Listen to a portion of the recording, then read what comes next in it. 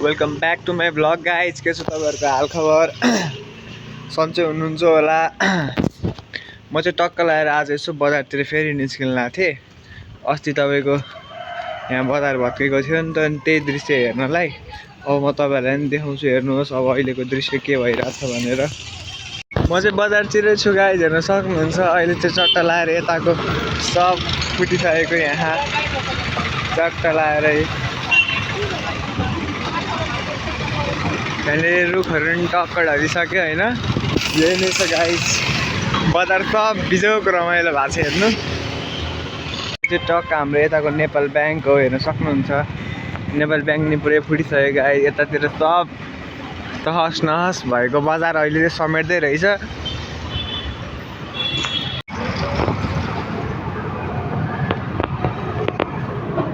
भत्किएको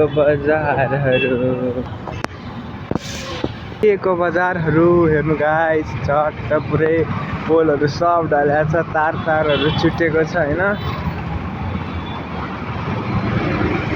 यता हेर्नु चारैतिर पुरै तपाईँले यहाँ खण्डर मात्रै देख्नुहुन्छ।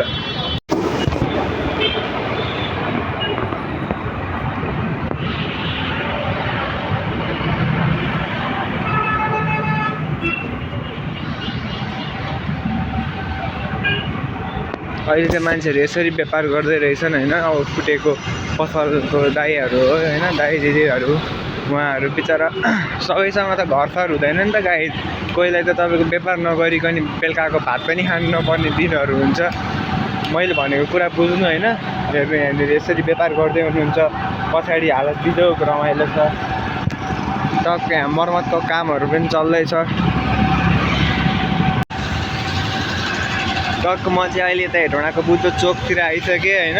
हेर्नु पुरै लथालिङ्ग छ तपाईँको। पुरै पुरानो पहिलाको घरहरू रहेछ यता चाहिँ प्राय।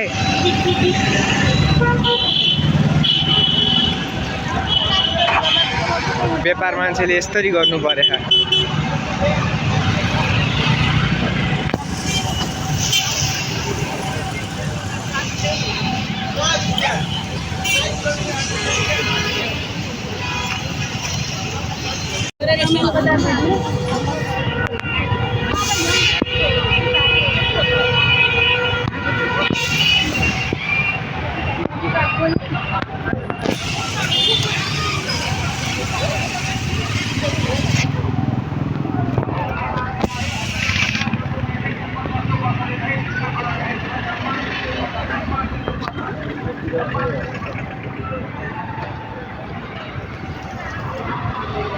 बजार चाहिँ पुरै भत्किसक्यो गाइज होइन।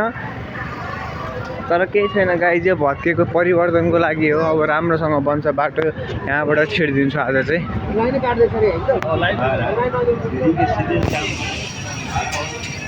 यस्तो छ गाइज हेटौँडा बजारको हालत तपाईँहरूले देखि नै हाल्नुभयो होला। अब त्यही हो, अब अलिअलि तपाईँको अस्ति त्यही